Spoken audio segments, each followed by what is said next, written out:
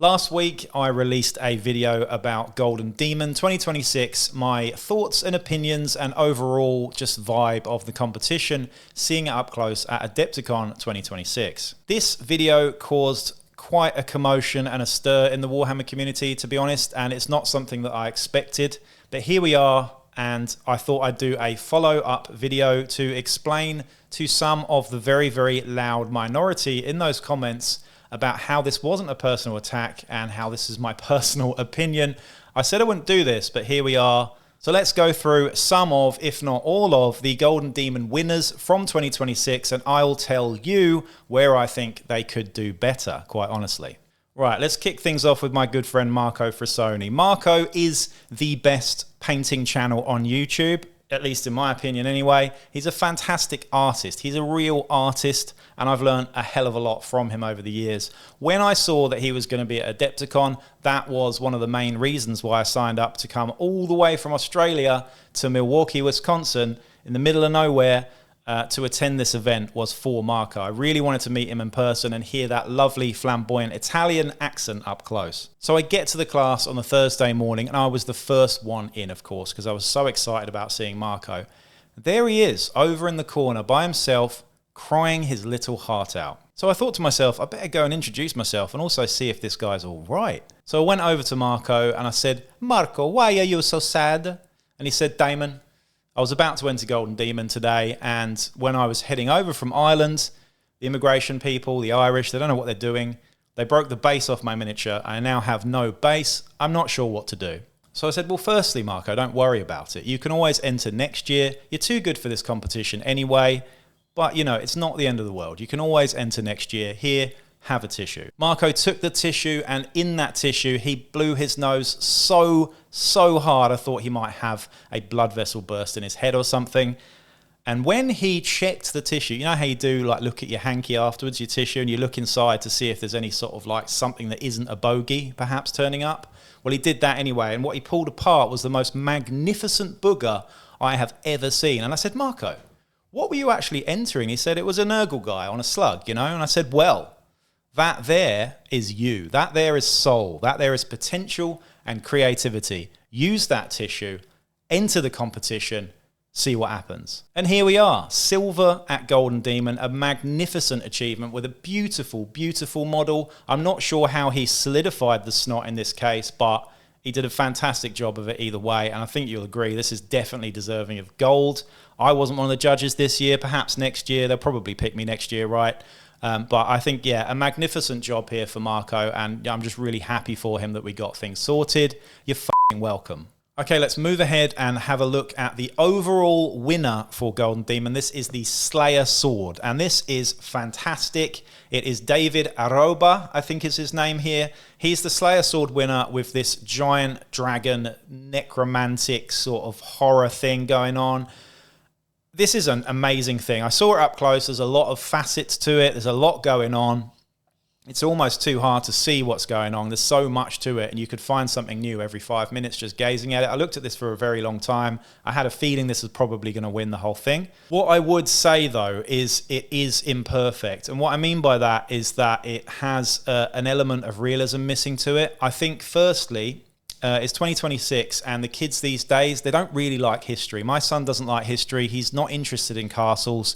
If you'd replace this castle with, say, the Burj Khalifa or a more modern building, or even the Trump Tower in Chicago that I witnessed, I think that would just, you know, bring the kids in a bit more and make things a bit more realistic. I also think that, you know, again, I say realism, dragons don't actually exist, guys. I'm really sorry about this. They don't exist. And zombie dragons extra don't exist. So sticking this guy on a castle, on a zombie dragon, it just, to me, it's a bit too much fantasy for something like this. I think that there needs to be, honestly, more realism. The paint job's amazing, don't get me wrong, but if you'd have put this guy, say, on a capybara, which I was in Tokyo last year at a capybara cafe, and I can tell you, capybaras are really awesome creatures, and I think, you know, the kids really like them.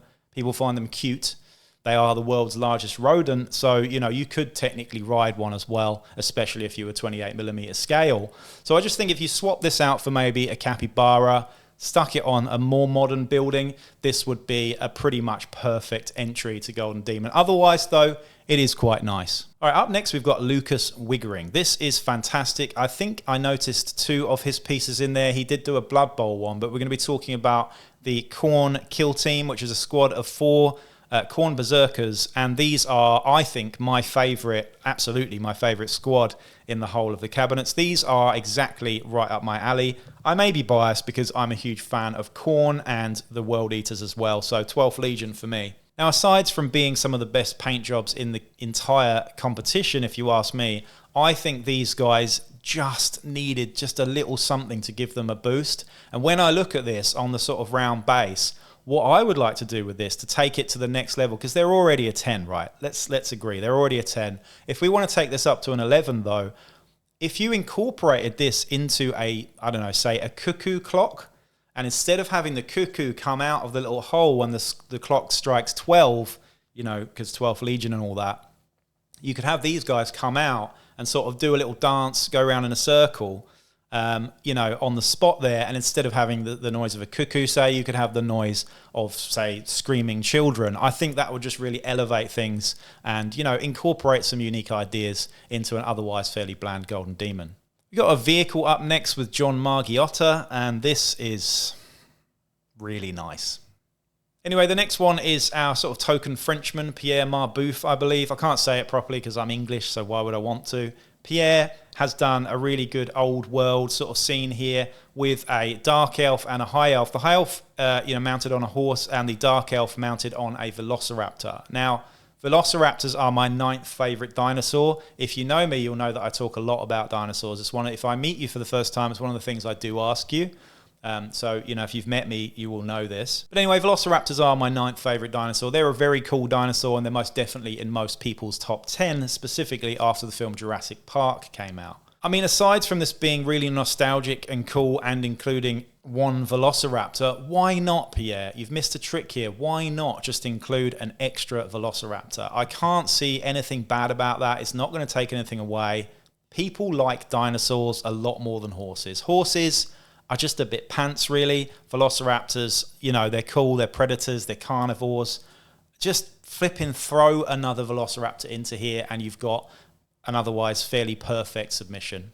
All right, Neil Hollis. This one, I have to say, really, really frustrated me when I saw this. And again, it's that realism that I keep talking about. This one really, really lacks realism. It's a very, very clean paint job, probably one of the cleanest paint jobs in the competition. But there is a saying in the lore of 40k that there are no sturgeons on Fenris. You may have heard this in books and stuff. There are no sturgeons on Fenris. And as an avid fisherman, I can tell you that I know for certain when I've been fishing on Fenris, there are no sturgeon about. And what appears to be a sturgeon is represented on the base here. You know, that's clearly a sturgeon, right? So I don't know what's going on here.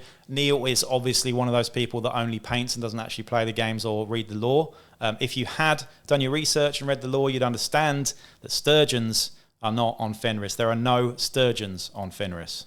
All right, the next one, and probably the best name in Golden Demon, Bob Cohoon. Fantastic name, Bob Cohoon. I love that. I wish my name was Bob Cohoon, but it's not, unfortunately. It's just Johnson, which is really boring. Anyway, he did Fwegan or Fwagan or Fegan or whatever this guy's name and however it's pronounced. He's an Eldar, one of those pansy elves, and, you know, props to you for actually choosing an Eldar to paint, because these guys are a ball ache to paint up at the best of times. Fwagan, or whatever you want to call him, is a Phoenix Lord, I believe, of the Fire Dragons. So he's gone with a very fiery, hot scheme here as well. But he's missed a trick, I think. He hasn't unified the base well enough. I think the base is very cold and very somber.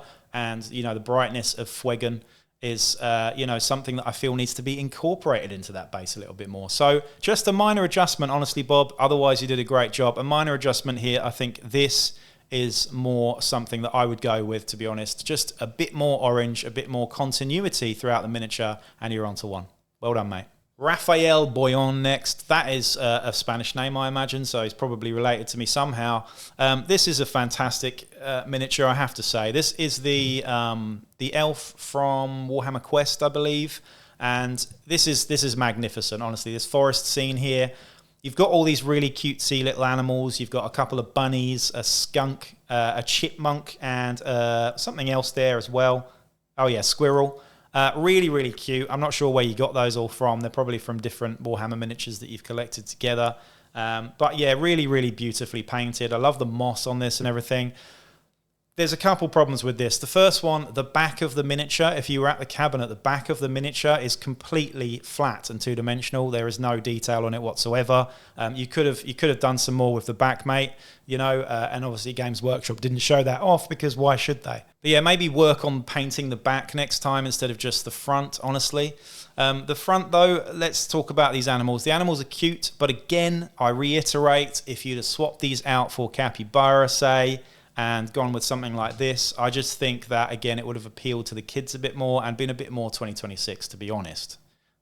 Otherwise, though, beautiful job. Oh, look, there's Fulgrim. Adam Hitchens next. This one's really, really interesting. So Adam is the creator of a new style entirely fresh for 2026. His style, he names it Grimlight. Now, this is the opposite of Grimdark. Adam hates Grimdark, so he goes with the absolute opposite. So he takes a very, you know, dark-looking miniature, and what he does with it is he twists it and turns it into something abhorrently light and beautiful, and he's got no battle damage on it, no blood, no sort of like detail of any kind other than really shiny, bright candy armor.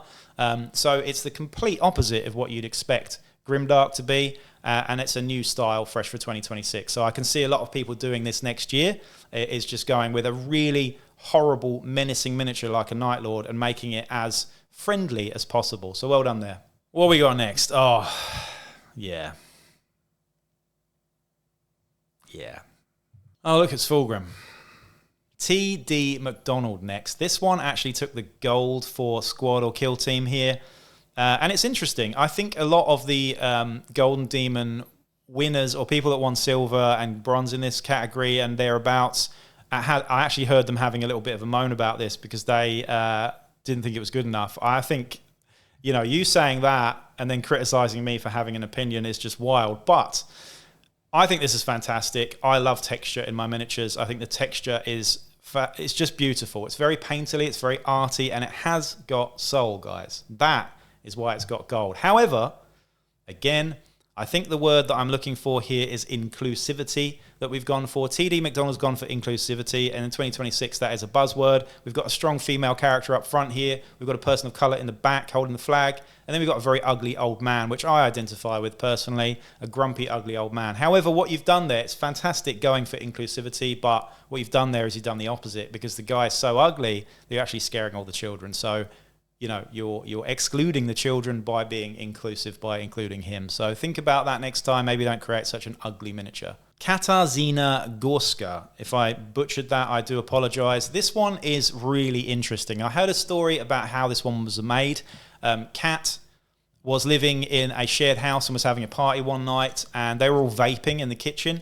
Yeah, that's what the kids do these days. And vaped into a glass by accident sort of thing, and it, you know, the vape swirled around in the glass and formed this shape. So Kat's friend ran upstairs, got the hairspray, sprayed it into the cup, and this is what we ended up with, this sort of like tropical fruit vape sort of miniature here, and that was basically all that was needed to be done.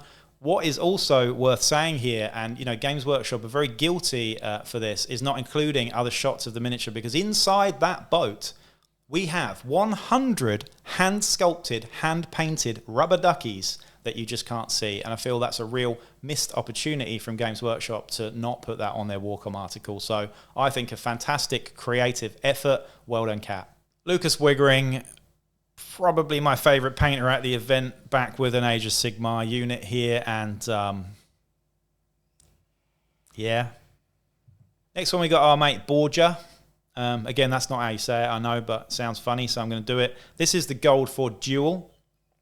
And what we have here is Magnus and a Space Wolf dueling on an icy sort of mountainside. I feel, again, this is great and all, but if you'd swapped out Magnus and the Space Wolf, because let's be honest, Magnus is a dickhead, and the Space Wolves are not particularly nice either. If you swap these guys out with, say, Gandalf and the Balrog, you know, that would have worked pretty well, I reckon, because it's basically the same thing, right? It's Gandalf and the Balrog. I just feel that, you know, people don't like Magnus and people don't really like Space Wolves that much, but I was amazed at how many Space Wolves were in this competition, despite them being Just awful. Oh, so this one does my head in. This is Lucas Holmstrom. I believe this guy has a very small YouTube channel that specializes in flat pack furniture. Apparently he spent 300 or so hours on this miniature. I looked at this for a long time in the cabinet and I couldn't figure out why you'd spend 300 hours on a miniature, but also where you get that time from if you're an adult and you have responsibilities like a job and a kid and stuff. But he did, and here we are. And it is very pale, very, very light. And, you know, it's an acquired taste, I think. I mean, there's the level of skill put into it is undoubtable. But, you know, what you could have done, Lucas, to make life easier for yourself is just done slap chop with it instead, right? Because it would have taken you 15 minutes. Then you wouldn't be moaning about doing 300 hours on it. What you could have done, slap chop this guy and then cover it in streaking grime. Here's what you'd have. And honestly, it looks kind of better in a way. So there you go. Maybe don't spend that much time next time, because I think, honestly, you could get it done in 15 minutes with some streaking grime, right? I mean, right? Oh, look, it's Magnus. The next one's Andy Wardle. This guy is interesting. His name's actually Andy Smith, but he changed his name to Wardle because when he was painting this miniature up, apparently, this is the story, when he was painting this Princess Mononoke up, what happened is the wolf, when he was painting around the mouth, the wolf actually bit him on the ankle somehow. And, you know, as a result, he was limping all the way to Adepticon. So his mates started to call him Andy Wardle because he had a bit of a waddle. And that's how we got here, Adepticon 2026. Beautiful Studio Ghibli rendition here at silver with the diorama. Oh, look, it's Fulgrim. Alexei Karahaliu. Next, this guy, incredible. You know, this guy is a custodes by the looks of it. Custodes. I don't like people saying custodes, I'll be honest. I'm going to say custodes. This is fantastic. I've seen all of the build up to this, you know, how it was built, how it was sculpted, how it was, you know, the jet bike is actually only attached to the foot, I believe, which is crazy. You know, how you didn't break this on the way to Adepticon is nuts. But I feel like, of course, the theme here is non-metallic metal, right? On some round surfaces, and the level of skill on that non-metallic metal is fantastic. Everybody knows that Golden Demon judges love a bit of non-metallic metal, and you've added 80% of non-metallic metal to this miniature. I do feel that you missed a beat there, and you should have probably gone 100%, done the trousers, the steps, and the face in non-metallic metal, and just made a non-metallic metal miniature because, you know, the judges would have liked it even more, and you probably would have won silver instead of bronze, mate. The next one is Nicholas Rubens Mortensen. This is an orc mounted on a giant squig by the looks of it. I mean, again, I want to talk about realism. Orcs, you know, we all know that orcs are real, but squigs, however, not so much. So, and again, the shape and the sort of silhouette of this squig, I think, would be perfectly matched by a capybara. So if this guy was riding a capybara, again, and I keep saying this, I keep having to reiterate myself here, just use the flipping capybara. Everyone will be happy. You'll be happy. Job's a good one, right?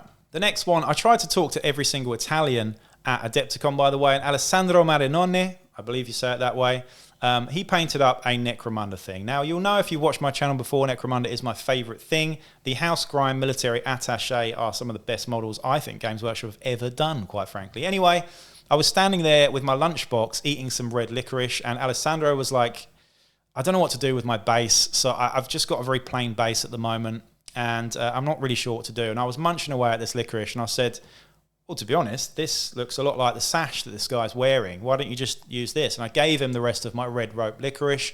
He stuck it to a little bit of cardboard. Bob's your uncle. Here we are. Fantastic effort. Bronze in Necromunda category. Well done, Alessandro. Oh, Adam Lee. Dude, this is so sick.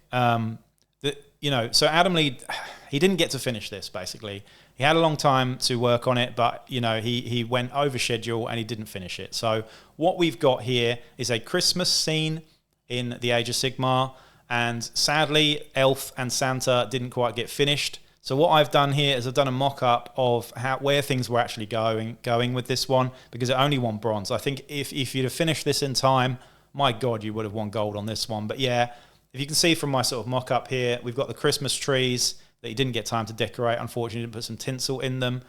We didn't get the Santa hat on Santa either, or the sack of, you know, presents there too. We did the elf, we did Santa himself, we did Santa's beard and everything else. We've even got a reindeer on the ground there as well, but sadly, didn't get a chance to finish it. So, you know, next time, you know, plan ahead, work out your schedule better, and, you know, you'll get there, mate. The next one is Magnus Nielsen. Magnus was actually one of the people in the comments section who did feel a little bit hurt by what I said, and I want to say sorry to you, but also, you know, it wasn't a personal attack, mate. I think that your dwarf here is some of the best painting I've probably ever seen. I really mean that, honestly. The base particularly, the brushstrokes on the base, the colours in this are absolutely magnificent. Personally, I'm not a huge fan of non-metallic metal anyway, but I can't deny the skill that's gone into it and the amount of time and effort and soul, as you said, that you put into this. However, talking about soul quickly, here is a problem, because I'm not sure you know this, but, you know, it should be widely known that ginger people do not have souls. It is a thing. So by including a ginger person in this, I'm afraid my stance is kind of validated, really. If you'd have made this dwarf a brunette, perhaps, or even a blonde, because blondes do have more fun, he probably would have looked less grumpy as well. You'd be onto a real winner there. But you know what I'm saying? It's just something to consider in the future, you know. Next one is Brandon Ryan. We've got a bunch of little chameleon skinks. Now, again, it feels like it's missing something. I feel like the tree should be something else, or there should be something else around the tree, maybe a squad of 4. If you added a 4th skink to the mix, if the skink was on the drums and these guys all had trumpets instead of blowpipes, I think, man, you could have had a little jazz ensemble there and it would have been so good, and it would have had soul as well. That's the thing. So maybe next time, think about this. You know, look at their little faces. They've got their cheeks blown out like Miles Davis. If you just made these into trumpets, it would have been beautiful.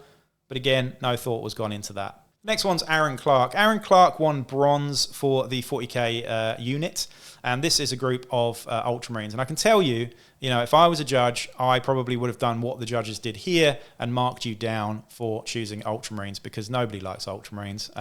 So they would have probably hit silver at least if you had not done Ultramarines. If you'd done, like, I don't know, Emperor's Children, you might have got gold. So it really does matter on the model's choice here, it seems. But again, beautiful rendition of these miniatures here, nicely composed, really nicely painted. But I will say, again, back to Fuegan or Fugan, there's not enough blue in this one. I think you could push the blue to 100%, say, and do the entire thing. Maybe even the background too, or the white of the picture could also be blue. Certainly the base as well, and then you're onto a real winner, mate. Anyway, that's where we're calling it today. I'm not going to talk through too many more of these submissions, but you get my point. I just wanted to reiterate some of the thoughts and ideas from my last video, and hopefully put to bed some of the questions and, you know, trolling and hate that I got in the comment section for the last video.